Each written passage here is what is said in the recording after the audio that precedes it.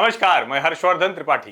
नमस्कार, मैं हूं राजकिशोर। राज की बात हर्ष के साथ अभी अभी जिसको कहते हैं ना कि धन धान्य निरोगी काया, इस सब का पर्व आप मना चुके हैं और अब दीपावली में जम के पटाखे फोड़ने की तैयारी में हैं।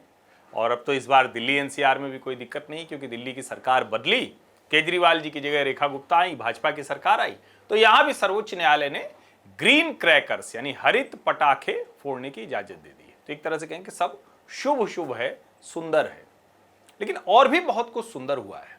मैं चुनाव की बात नहीं कर रहा हूं, उसकी बात तो हम करेंगे ही जमकर, क्योंकि बिहार में विधानसभा के चुनाव हो रहे हैं। पहले चरण के नामांकन की तारीखें चली गई और महागठबंधन लड़ता रहा, उसकी बात करेंगे। एनडीए और महागठबंधन सबसे बड़ा हिस्सा तो वही होगा बातचीत का। यह भी बात करेंगे कि राहुल गांधी जो राजनीति कर रहे हैं, जिसमें वो कोलंबिया से लौटते हैं तो दलित आईपीएस ऑफिसर की आत्महत्या उनको ध्यान में आती है, लेकिन जो एएसआई की आत्महत्या है वो ध्यान में नहीं आती। एक दलित पीट पीट कर मारा जाता है, बहुत घृणित, बहुत ही गंदा, बहुत ही कुकर्म हुआ। वहां वो गए उसमें ठीक है, लेकिन उनके परिवार के 2 सुर आए, वो भी हम आपको बताएंगे। हम आपको ये भी बताएंगे कि किस तरह से ये दीपावली मनाई जा रही है, कहां, अबूझमाड़ में। 5 दशक के बाद मुझे लगता है ये बहुत बड़ी खबर है, उसकी भी बात करेंगे। तो देश की बातें, दुनिया की बातें हम छोड़ देंगे। गाजा पीस प्लान चल रहा है, ट्रंप अपनी कोशिश कर रहे हैं, ट्रंप और शी जिनपिंग का अपना युद्ध चल रहा है, पुतिन से मिलना भी है, मतलब खट्टा मीठा सब चल रहा है, वो सब बात करेंगे। लेकिन उसको आज के लिए नहीं, उसको अगली बार के लिए। आज की बात सिर्फ पूरी तरह से घर पर होगी, राजनीति और समाज, आदिवासी वनवासी। तो शुरुआत कहां से करें? शुरुआत तो आप कर लीजिए, राजनीति से ही कर लीजिए। राजनीति से ही करना चाहिए। और मुझे लगता है कि बिहार विधानसभा चुनाव जो सबसे महत्वपूर्ण है, हालांकि राहुल वहां नहीं गए हैं।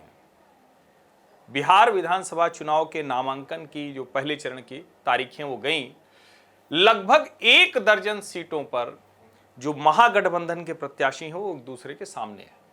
आधी रात तक टिकट लगे नहीं लगे, टिकट मिला, छीन लिया गया, सिंबल दिया गया, वापस ले लिया गया।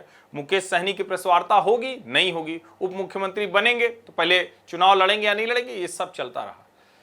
कहां जा रहा है ये महागठबंधन का? जो वहां पे दरअसल कहते हैं कि कुछ लोग, कहने में थोड़ा अजीब लगता है, वैसे आपके बहुत अच्छे मित्र हैं वो, योगेंद्र यादव जी, बहुत अच्छे मित्र हैं आपके, हैं कि नहीं है? अरे आप बताइए, महागठबंधन की बात हो रही है, आप योगेंद्र यादव को ले आए पहले। वो तो बेचारे कहीं है भी नहीं, उनकी पार्टी भी नहीं मेरे ख्याल से। अच्छा, वो अगर बेचारे हैं तो ऐसा बेचारा मुझे लगता है कि बिल्कुल राजनीति में तमाम लोग को होना चाहिए कि जिसके पास न जनाधार हो, न जिसके पास किसी भी तरीके की सही राजनीतिक समझ हो, उसके बाद भी वो जिस पार्टी में जहां चाहे वह अपने लोग को सेट करा पाए। और जिसको सेट कराया उसके बारे में कुछ बताएंगे? हर्षवर्धन जी आप ही बुलवाऊंगा, मैं नहीं बोलूंगा। नहीं, देखिए, वहाँ की एक सीट है, जिस सीट पर मेरे ख्याल से सुपौल उस सीट का नाम है, वहाँ पर जो कांग्रेस ने प्रत्याशी घोषित किया है, उसको लेकर कांग्रेस के भीतर से बड़ा बवाल मच गया है। बवाल इतना मचा कि लोगों ने पुराने स्क्रीनशॉट शेयर करना शुरू किया और कहा कि देखिए, ये तो सोनिया जी पर क्या टिप्पणी करते रहे, राहुल जी पर क्या करते रहे, रॉबर्ट वाड्रा पर क्या करते रहे, और अनुपम तो अनुपम मूलतः स्वराज अभियान से जुड़ा हुआ कार्यकर्ता है। वो योगेंद्र जी का पटु शिष्य है। और योगेंद्र जी उस समय जिस दौर में, वो पहले आम आदमी पार्टी और फिर जो स्वराज अभियान, तो उस दौर में वो तैयार हुआ कार्यकर्ता है। वो अपना काम कर रहा था, लेकिन वो पूरी तरह से योगेंद्र जी की ही तरह है। अब वो चुनाव लड़के जीत पाएगा, हमारी तरफ से शुभकामनाएं, लेकिन ये थोड़ा कठिन दिखता है। अब कांग्रेस पार्टी में योगेंद्र यादव अपने प्रत्याशी को टिकट दिला जाते हैं, और कितना उनका प्रिय है इससे समझिए कि योगेंद्र यादव को सार्वजनिक तौर पर अनुपम को शुभकामनाएं देनी पड़ी। अच्छा, आप इसमें जानते हैं, ये आप सोच रहे होंगे कांग्रेस की बात हो रही, मैं योगेंद्र यादव को लाया, उसमें अनुपम को लाया। दरअसल ये अनुपम, इस व्यक्ति से कोई दिक्कत हो नहीं सकती, मैं जानता भी नहीं, शुभकामनाएं, मुझे कोई समस्या नहीं। राजनीति में जो लोग आ रहे हैं जा रहे हैं उसमें कोई समस्या नहीं, लेकिन बात यहाँ पर कांग्रेस की हो रही, महागठबंधन की हो रही। आऊंगा भारतीय जनता पार्टी जदयू पर भी, लेकिन ये प्रकरण इसलिए लाया, ये जो नए किस्म की राजनीति और किस तरीके से तमाम परजीवियों को, इस शब्द को याद रखिएगा, ऐसे पैरासाइट्स जिनको लगता है कि वो देश, दुनिया, पूरा संसार चलाते हैं, ब्रह्मांड चलाते हैं, और वो किस तरीके से सब जगह जाकर सिर्फ अपने लोग को सेट करने की कोशिश करते हैं। अच्छा, आप जरा सोचिए, किसी भी राजनीतिक दल में एक व्यक्ति जो लगातार तमाम जो शीर्ष नेतृत्व के बारे में पता नहीं क्या क्या ना कहता रहा हो, उसको बिहार जैसे पॉलिटिकल स्टेट में टिकट दे दिया गया। तो ये टिकट वितरण की एक बानगी है। आप तेजस्वी यादव से लड़कर कितनी सीटें ले पा रहे हैं, सहयोगियों से कितना हिस्सा ले पा रहे हैं, उससे ज्यादा महत्वपूर्ण है कि टिकट आपने कैसे दिए, किनको दिए। नहीं, लेकिन तेजस्वी यादव की पार्टी में भी बड़ा बवाल है। ठीक है, ओसामा को, उन लोगों के लिए वो ओसामा जी हैं, तो शहाबुद्दीन के बेटे को टिकट दिया, वो निश्चित तौर पर बहुत मतलब एक तरह से कहें लोगों को डराने लगता है। शहाबुद्दीन मतलब चिलिंग इफेक्ट, शहाबुद्दीन मतलब चंदा बाबू के बेटों को तेजाब से नहलाने वाला। शहाबुद्दीन मतलब पूरे सीवान में आतंक का पर्याय, और सीवान क्यों, बिहार से लेकर पूरी उत्तर प्रदेश तक आतंक का पर्याय। हालांकि दूसरे भी ऐसे माफिया हैं, कई ऐसे अपराधी, सूरजभान से लेकर अनंत सिंह, आनंद मोहन, सब जितने ऐसे लोग हैं वो अलग अलग पार्टियों से। हालांकि भारतीय जनता पार्टी ने ऐसे किसी को टिकट नहीं दिया, जनता दल यूनाइटेड ने दिया है और लोक जनशक्ति पार्टी रामविलास ने दिया है। लेकिन जो ओसामा को टिकट दिया उसकी बात हो रही है। बात यह भी हो रही है कि मुन्ना शुक्ला, उनकी बेटी शिवानी शुक्ला को अंतिम समय में टिकट दे दिया गया, काट दिया गया आरजेडी से। बात इसकी भी हो रही है, जो शरद यादव के बेटे ने बिल्कुल फूंक दिया है, कहा कि भैया हमारे पिता ने तो पार्टी मर्ज इसीलिए की थी कि मधेपुरा से हमको लोकसभा मिलेगा, चलो वो नहीं मिला, एमओयू साइन हुआ। अरे जो राजनीति के जो आपसी जो समझौता पत्र में दस्तखत होते हैं ना, आप समझिए किसकी और किनकी कीमत पे होते हैं, और ये उसकी एक बहुत बड़ी बानगी है। तो वो कह रहे हैं कि हमको मिलना चाहिए था। उनकी बेटी भी आ गई है, जबकि बेटी कांग्रेस में है, राहुल गांधी की कोर टीम में मानी जाती है। जैसे कन्हैया कोर टीम में है, वैसे ही शरद यादव की बेटी भी, वो भी मानी जाती है। अब सवाल तो यहां यही है, वो कह रहे हैं कि धोखा दे दिया, वो कह रहे हैं कि समाजवाद हार गया। तो समाजवाद हार गया, शहाबुद्दीन याद आ गया, मुन्ना शुक्ला याद आ गया, यानी सारे के सारे इस बार का चुनाव जिस तरह से है ये। लेकिन चिंता की बात है कि अपराधियों को जगह मिल जा रही है। ये चिंता की बात है कि पार्टियों के बीच में जब उनको विनिंग कॉम्बो की बात आती है तो वो अपराधी याद आता है। जाति से भी ऊपर ये फैक्टर हो रहा है। और देखिए, ये चिंता की बात है कि राहुल गांधी और तेजस्वी यादव बात तक नहीं कर पाते हैं। ये चिंता की बात है कि तेजस्वी यादव यहाँ अदालत में आते हैं, सपरिवार उनको निमंत्रण मिलता है अदालतों से। ये आजकल मजाक के तौर पर लोग व्हाट्सएप में भेजते हैं, लेकिन सच यही है। और वो यहाँ आते हैं तो भी राहुल गांधी से मुलाकात नहीं हो पाती। 1 दर्जन सीटें, आप जरा सोचिए, जिस बिहार में वो 7 या 8 सीटों के अंतर से 2020 में हारे थे, 1 दर्जन सीटें इस बार आपस में लड़ रहे हैं, उसको फ्रेंडली फाइट कर रहे हैं। और उधर भारतीय जनता पार्टी है, एनडीए है, जो हर कोई हर किसी का कर रहा है। यानी एनडीए के सोशल मीडिया खाते से सिर्फ भारतीय जनता पार्टी की 71, 12, 18 उन सीटों का नहीं हुआ,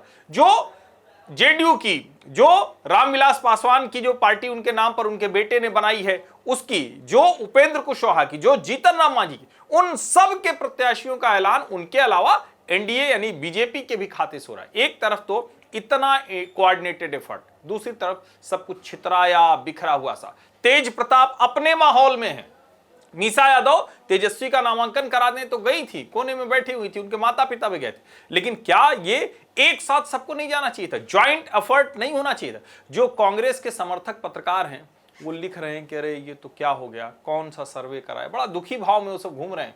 वो सब कह रहे हैं कि अरे कहाँ जो है ऐसे, अगर यही सर्वे कराना था तो क्या है, बड़ी चिंता में आ गए हैं। और ये कोई कहता है कहीं संघी आ गया, कहीं कोई और आ गया, कहीं कोई और आ गया, यानी कांग्रेस बची ही नहीं रह गई है, उनको समझ ही नहीं आ रहा है। और इसी के बीच में वो आपने सुना कि नहीं सुना, वो जो एक कन्हैया कुमार ने बताया है कि प्राइवेट सेक्टर में सरकारी नौकरी, ये आपने फॉर्मूला मैंने सुना। दरअसल कन्हैया कुमार की मतलब तेजस्विता, मुझे लगता है तेजस्वी और तेज प्रताप से बहुत ज्यादा आगे जा रही है। मुझे तो लगता था जेएनयू का पढ़ा लिखा आदमी है, लेकिन कम से कम उसकी तुलना में तेजस्वी यादव ज्यादा समझदारी की बातें करते हैं। मुझे कहने में कोई संकोच ठीक बात है, क्योंकि पहले पानी भर के बिहार का हाईवे से लिए जा रहे थे। अडानी टैंकर से पानी ले जाते, अब अडानी जब लगाएंगे तो उन्हीं अडानी से वो सरकारी नौकरी दिलाएंगे। तो मतलब प्राइवेट सेक्टर में सरकारी नौकरी। अब जरा आप सोचिए कि ऐसी तेजस्विता कहाँ से लाते हैं। उसके बाद बदतमीजी, बल्कि जिसको कहें थेथरई है, वो थेथरई है। जिस तरीके से वो बात करना शुरू करते हैं, और मुझे लगता है कि राजनीति में अब इन सब चीजों का दंड होना चाहिए। जो बात कह रहे थे, मैंने शुरुआत में ही आपसे कही थी ना, जो नाम लिया था मैंने, वो नाम क्यों लेना पड़ा था? तारिक अनवर बड़े नेता हैं, एनसीपी में भी गए, कांग्रेस के बड़े नेता। एक समय सीताराम केसरी के समय में वो तय करते थे कि बिहार में किसको क्या मिलेगा, पूरे देश की राजनीति में बड़ा नाम थे। लेकिन उनको भी लिखना पड़ रहा है कि मात्र कुछ वोटों से हारे हुए व्यक्ति की जगह पे किसको टिकट दे दिया। ठीक बात। इसीलिए मैंने योगेंद्र यादव और अनुपम की बात की थी, हर्षवर्धन। मुझे इन दोनों पात्रों में कोई दिलचस्पी हाँ नहीं हाँ, थी। ये व्यक्ति कोई लेकिन महत्वपूर्ण नहीं है, लेकिन कांग्रेस किस तरीके से चल रही है, राहुल गांधी किस तरीके के लोगों से घिरे हुए, राहुल गांधी वहां पर एसआईआर पर जो है वोट चोरी का जो मुद्दा बनाने की कोशिश करते हैं, उस पर यात्रा करते हैं, परंतु जब वाकई वहां पर जो जेन्युइन मुद्दे हैं और कम से कम जो टिकटों का जो वितरण है जिसमें नेतृत्व की सह होनी चाहिए, नेतृत्व का एक इकबाल दिखाई पड़ना चाहिए, वो वहां पर नहीं दिखाई पड़ता। ऐसा नहीं है कि एनडीए की तरफ दिक्कत नहीं थी, जेडीयू और मांझी और उनके बीच में, चिराग पासवान के बीच में काफी उपेंद्र संघर्ष चलता कुशवाहा रहा, सब में चलता रहा। लेकिन कुल मिला के उन्होंने सब अपनी चीजें अपने तरीके से मैनेज कर ली। उस पर कटाक्ष तमाम लोग कर रहे थे, ज्यादातर चीजें उधर मैनेज दिखाई पड़ी। वहां पर भी मतलब भीतरी कलह अंदरूनी कलह नहीं होगी, राजनीति में ऐसा नहीं होता है। नहीं, कलह हुई, लेकिन कम से कम एक आदमी है ना जो बैठ के, और आप अमित शाह को लाख कहें, लेकिन वो अमित शाह बैठ के सब सुलझा लेता है। राहुल गांधी तो गायब है। वो 3 दिन वहां पर बैठे हुए हैं। और तो और जाने दीजिए कि मुझे पता ही चला कि जब यहाँ पर प्रधानमंत्री नरेंद्र मोदी, हर्षवर्धन थे यहाँ पे, जब बैठक हुई सीईसी की और पार्लियामेंट्री बोर्ड की, उसके बाद उन्होंने मुद्दों पर बात की। और मुद्दों पर उन्होंने कुछ ऐसी बातें आई तो उन्होंने कहा कि भाई अब इस मुद्दे का क्या मतलब है, ये मुद्दा उठाया जाना चाहिए, ये चीजें उठाई जानी चाहिए। नेता का काम ये होता है, नेतृत्व का काम ये होता है, देश चलाने के साथ साथ में। और कोलंबिया जाना ऐसे चुनाव के दौरान, मतलब मुझे नहीं मालूम कि वहां पर कितनी जरूरी चीजें थी, लेकिन ये एक आपकी गंभीरता दर्शाता है और ये बताता है कि आपका जो है पॉलिटिकल विजडम क्या है। तो जो मैंने आपसे बात कही थी कि किस तरीके से टिकटों का वितरण हुआ, और जो हर्षवर्धन ने बात कही ना कि जब ओसामा या अनंत कुमार, मुन्ना शुक्ला की बेटी, यहाँ समस्या जानते क्या आ रही है, अनंत और ये सूरज भान, ये राजनीति की ऐसी विद्रूप सच्चाई है, साहबुद्दीन जैसे लोग, कि इनके साथ में लोग जुड़ते रहे और ये लोग जीतते रहे। लेकिन कैसे ये चीज आगे हस्तांतरण हो रहा है, ये ओसामा के साथ दिखाई पड़ रहा है, ये शुक्ला जी की बिटिया के साथ दिखाई पड़ रहा है। हालांकि जी नहीं लगाना चाहिए, दुर्दांत अपराधी थे सब। इन लोगों ने जिस तरीके की चीजें की हैं बिहार में, इसका किसी तरीके से मतलब समर्थन नहीं किया जा सकता है, लेकिन उसको आप लगातार आगे बढ़ाकर क्या करना चाह रहे हैं, ये सोचने वाली बात है। लेकिन हर्षवर्धन, एक और बहुत महत्वपूर्ण बिहार में मुद्दा है, तेजस्वी और राहुल गांधी। पप्पू तो राहुल गांधी को कुछ लोग कहते हैं, लेकिन पप्पू यादव भी बागी हो गए। पप्पू यादव इतना सबको गाली देते रहे, सब कुछ करते रहे, उन्होंने पता नहीं कौन कौन सी स्तुति कर डाली, क्या क्या नहीं कर डाला, लेकिन कुल मिला के कन्हैया जो धक्का जिनको दिया गया था, वो तेजस्वी की सरकारी नौकरियों की प्राइवेट जॉब लगवाकर उसको सरकारीकरण करने की कोशिश कर रहे हैं, और ये पप्पू यादव तो खुल के बागी हो गए। तो ऐसी स्थिति में क्या आगे नाथ ना पीछे पगहा हम लोगों ने सुना था, तो यहाँ पर कुल मिला के यहाँ तो नाथ भी दिखाई पड़ रहे हैं, सब सनाथ भी दिखाई पड़ रहे हैं, परिवारवाद की पौध फल फूल रही, लेकिन उसके बाद भी कोई नाथ नहीं है। नहीं, देखिए, ये बड़ा संकट है, ये जिसको मैं बार बार कहता हूं ना कि आप जो कोऑर्डिनेटेड एफर्ट की बात करते हैं, कोई लड़ाई ऐसे नहीं जीती जाती है। 4 दिशा में अलग अलग कहेंगे कि हम सब तो दौड़ रहे थे, तो उसका रिजल्टेंट क्या आएगा। और भारतीय जनता पार्टी के साथ ये बेहतर है कि उन्होंने पूरी तरह से इसको ड्राइविंग सीट पर रखा है। अमित शाह ने साफ साफ कहा कि नीतीश कुमार के नेतृत्व में हम चुनाव लड़ रहे हैं, विधायक दल तय करेगा, उसके बाद जाकर वो नीतीश कुमार से मिलकर आए। नीतीश कुमार और अमित शाह बड़े प्रसन्न दिखे, बार बार वो जाते हैं, मिलते हैं, सब कुछ हो जाता है।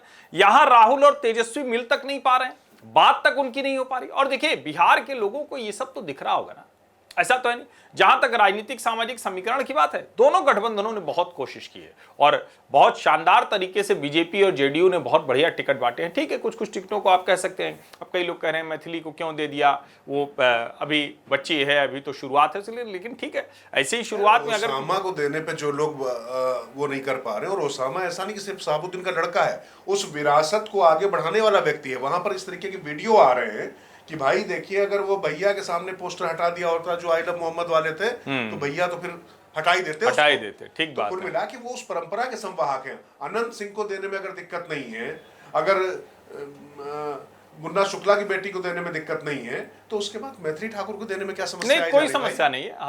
हालांकि कई लोगों का एक पॉजिटिव भी आलोचना है, वो ये है कि वो बहुत अच्छी गायिका हैं और जिस स्तर पर कई लोग तो उनको लता मंगेशकर से भी तुलना करते हैं, जिस उम्र में जो उनका स्वर सदा हुआ। नहीं वो ठीक बात है, लेकिन मतलब लोग कहते हैं वो बहुत अच्छा गाती है, हाँ। कि उसको बहुत शुभकामनाएं, बहुत अच्छा गाए, अच्छा करे और राजनीति में भी अच्छा करे, लेकिन जिनसे आपने तुलना की नहीं अच्छा मैं इसलिए कह रहा हूं कि लोगों का ये मानना था कि वो और बहुत बेहतर अपने जीवन में गायन के क्षेत्र में कर सकती थी। अब उनको भारतीय जनता पार्टी में आना था, राजनीति करनी थी, हालांकि इससे बचना चाहिए। और मैं भी ये मानता हूं निजी तौर पर, मुझे उनके टिकट से कोई दिक्कत नहीं, वो टिकट लें, अलीनगर से शायद मिला है, जीते, बहुत अच्छा है, लेकिन ऐसे बड़े कलाकारों को इस तरह से राजनीति में जाने से बचना चाहिए। इसको क्यों ये कह रहे हैं? देखिए, आज की तारीख में शारदा सिन्हा जी नहीं रही।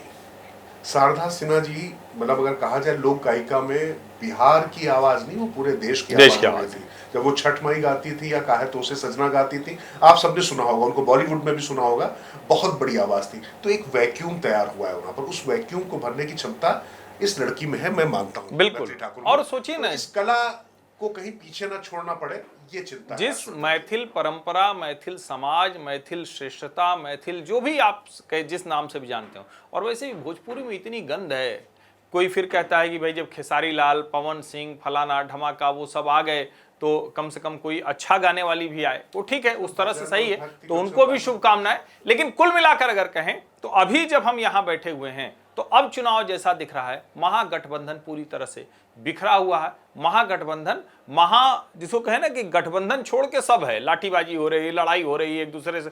अब बताइए, कांग्रेस के अध्यक्ष हैं राजेश राम, वो कह रहे हैं दलितों को किसी कीमत पर दबाया नहीं जा। पता नहीं किसने दबा दिया कांग्रेस को बिहार में, क्योंकि वो तो बिहार कांग्रेस के प्रदेश अध्यक्ष। आपने सीन देखा नहीं था एयरपोर्ट वाला? नहीं, वो तो देखिए उसको लेकर तो कांग्रेसी उत्साहित हैं, आप गलत समझ रहे हैं। पटना पे जो पिटाई वाला, हाँ, वो कह रहे हैं भाई इसका मतलब कि हमारे टिकट बहुत लोग चाह रहे हैं, बहुत मतलब उत्साह में है जनता, इसलिए मारपीट की नौबत आ गई। बड़ी पार्टी है ना, राष्ट्रीय पार्टी है, तो उसके लिए लोग टिकट के लिए लगे हुए जानते हैं। लगातार शुरुआत, मतलब वहां पर मैं आपको कहूं कि बिहार में कब से सत्ता में कांग्रेस नहीं है, लेकिन वहां पर लगातार टिकटों को लेकर जो सबसे ज्यादा मारामारी, मन से नोक-झोंक नहीं, अखिलेश प्रसाद सिंह जिस तरह से बोला उन्होंने, तो कुल मिलाकर वो तो दिख रहा है कि बहुत डिवाइडेड हाउस है कांग्रेस वहां पर।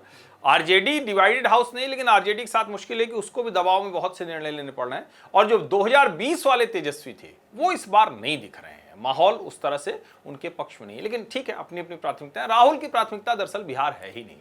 राहुल की प्राथमिकता देश में दलितों के नाम पर एक जहर का वातावरण, घृणा का वातावरण, विद्वेष का वातावरण कर रहा है।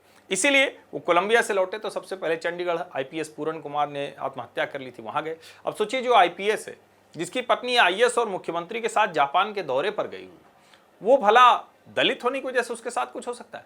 उसमें सीधे सीधे करप्शन का मामला आ रहा है। एक एएसआई संदीप लाठर ने भी आत्महत्या कर ली उस पूरन कुमार पर करके। तो ये तो जांच का विषय है, जो भी होगा आगे होगा।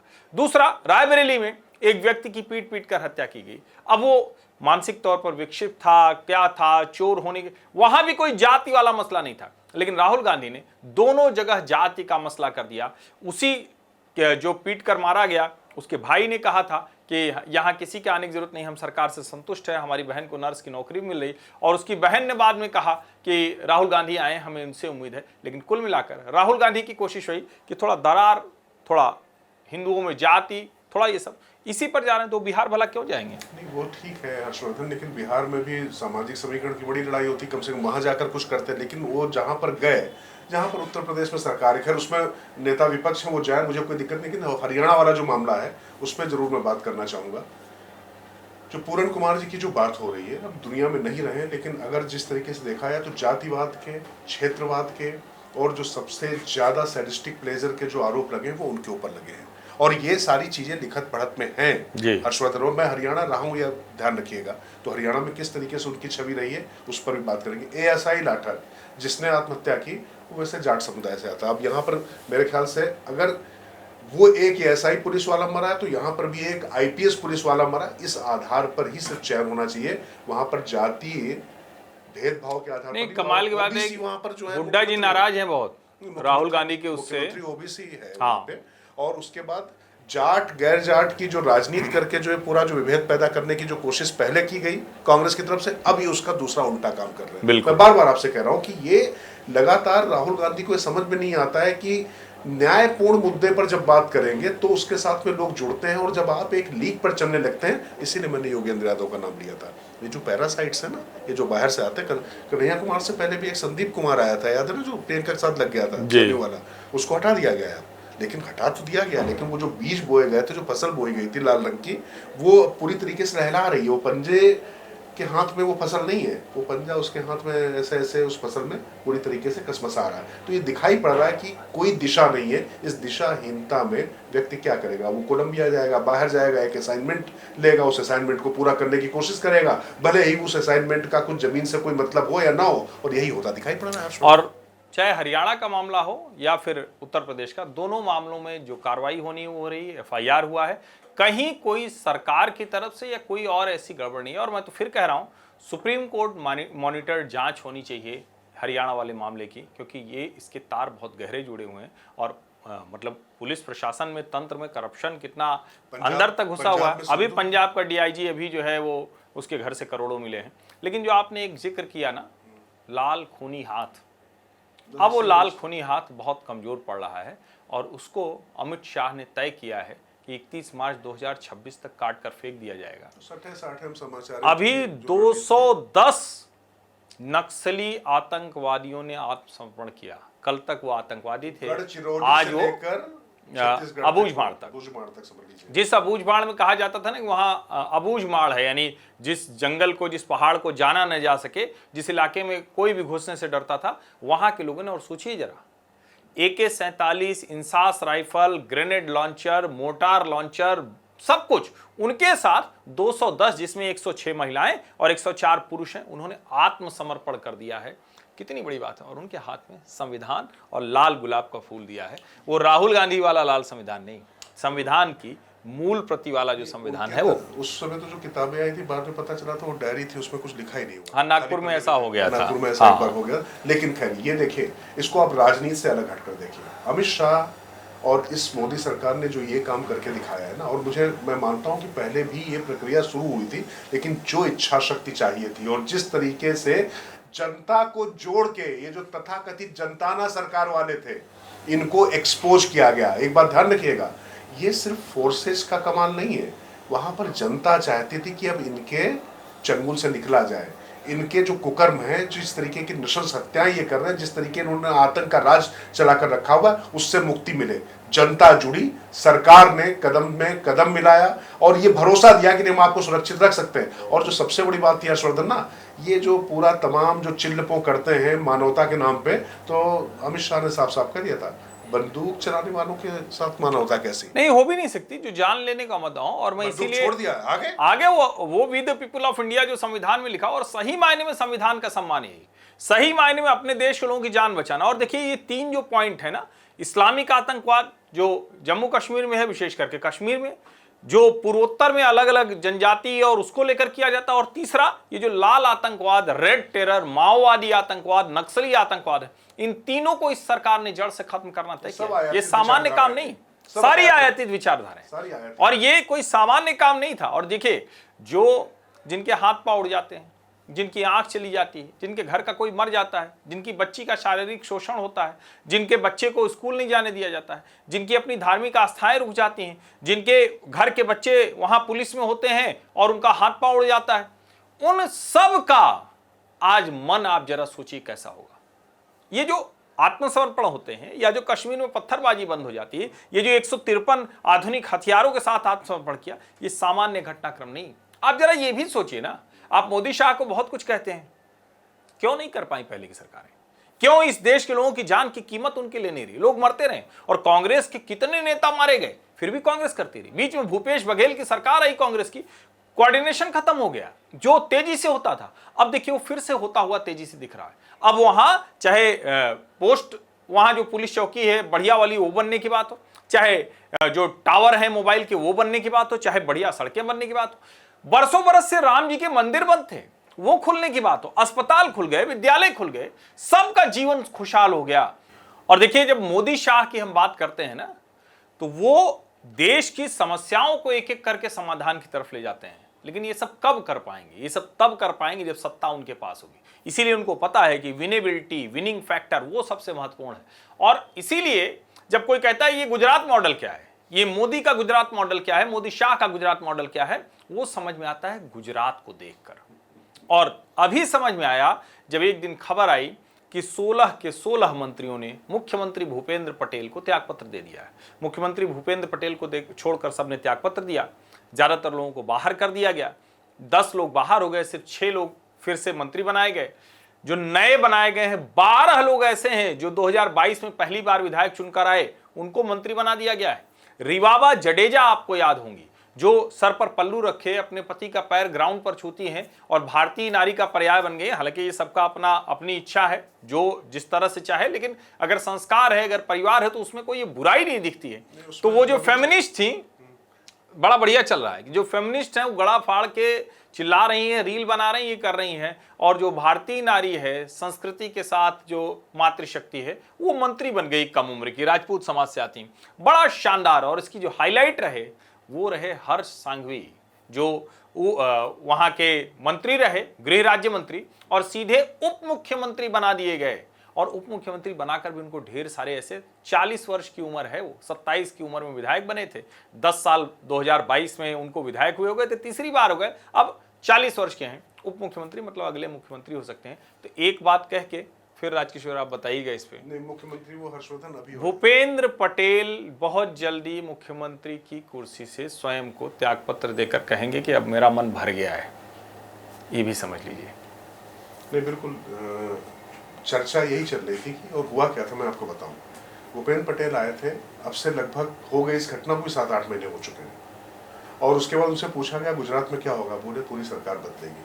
बोले आप भी बदलेंगे? बोले कोई बदल सकता है। अच्छा, उसके बाद भी शासन जैसे चल रहा था, ये है गुजरात मॉडल। गुजरात में सारे मुख्यमंत्री से लेकर मंत्रियों तक को पता है कि कभी भी वो जा सकते हैं, लेकिन जब तक है तब तक उनको काम करना है। कहीं कोई बगावत, कहीं कोई असंतोष, कहीं किसी तरीके की वितृष्णा, क्या इस तरीके की कोई आपको शब्दावली, कोई ऐसा भावना आपको सुनने को मिली? नहीं मिली। चुपचाप हो गया। इससे पहले विजय रूपानी भी, उनका अभी खैर एक विमान हादसे में बहुत दुखद उनकी मृत्यु हो गई। लेकिन ये जो बात कह रहे हैं हर्षवर्धन, चूंकि उनके पुत्र की भी तबीयत ठीक नहीं है, माना जा रहा था कि भूपेंद्र पटेल जी इस्तीफा देंगे, लेकिन भूपेंद्र पटेल से पहले ये क्यों करना पड़ा, इसको समझना जरूरी है।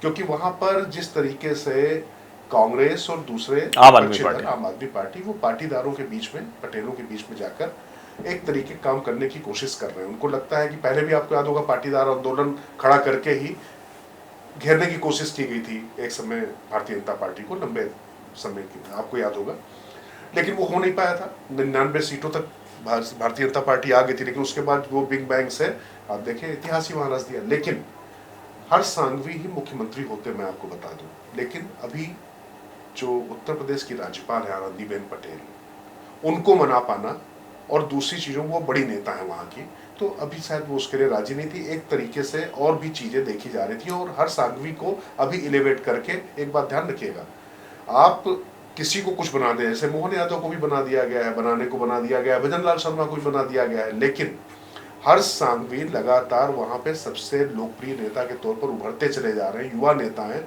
और जिस समय जब वो शपथ ग्रहण करने आए हैं, तो आप पब्लिक का आपने रिएक्शन देखा था, कार्यकर्ताओं में उत्साह देखा। राजेश्वर, भेंट द्वारका में जिस तरह से उन्होंने अतिक्रमण हटाया है, अवैध कब्जे, वो अभूतपूर्व है।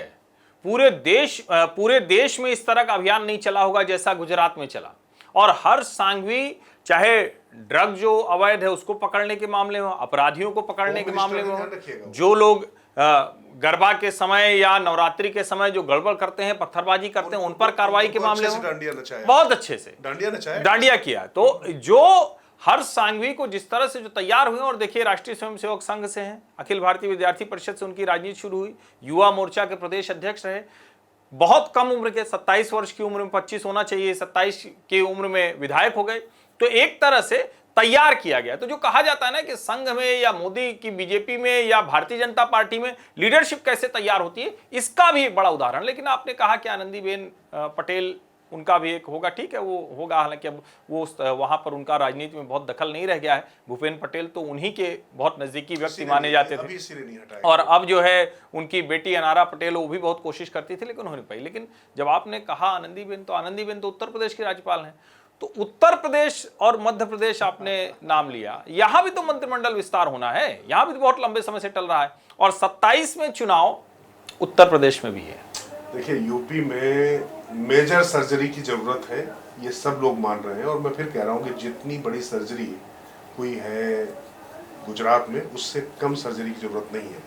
अब सवाल यह है कि वहां पर मुख्यमंत्री हटना था, मुख्यमंत्री नहीं हटा। उत्तर प्रदेश में मुख्यमंत्री हटने की चर्चा नहीं होती, तमाम मंत्रियों के हटने की चर्चा होती। बाकी जो लोग कुछ चर्चा कई सालों से लगातार करते चले आ रहे हैं, लेकिन अब ये मोदी और शाह की भाजपा कैसे काम करती है, बार बार गुजरात में पहले भी देखा जा चुका है, राजस्थान में और मध्य प्रदेश में भी देखा जा चुका है, लेकिन मध्य प्रदेश में भी आप मानकर चलिए वहां भी बड़े बदलाव की जरूरत बिल्कुल है। पर मैं एक बात और आपसे यहाँ पर आके बात खत्म करूंगा, अगली बार के लिए छोड़ते हैं।